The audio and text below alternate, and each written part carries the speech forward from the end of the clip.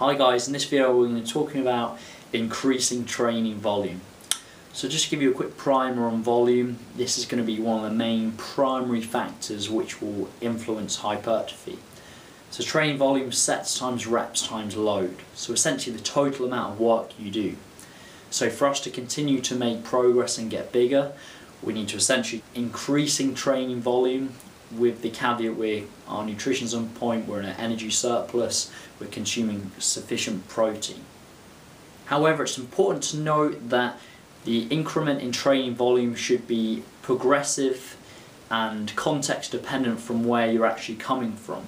So for example, if you're training 3 times a week, you're doing a full body routine, and then you transition to 6 days a week, you can see the massive difference potentially in training volume from here all the way over to here, from 3 to 6.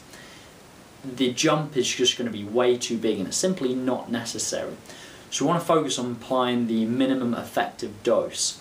So therefore, if you're training 3 times a week, and a great way to increase training volume is to increase training frequency. So you just decide to add an extra day's training, so you're going from 3 to 4. This is a much more beneficial option because you're applying the minimum effective dose, you no need to increase training volume, you're applying an increment based on where you're coming from. So you're going from 3 days training to 4 days training rather than going from 3 to 6. And I see this happen all the time, whether we're talking about training frequency or suddenly jumping to a high volume routine when you've just come from a very low volume routine. It needs to be progressive from where you're coming from. Like I said, really focus on making a smaller increment in training volume, because otherwise you're going to get to a point where you're quickly overreaching and it's just not necessary.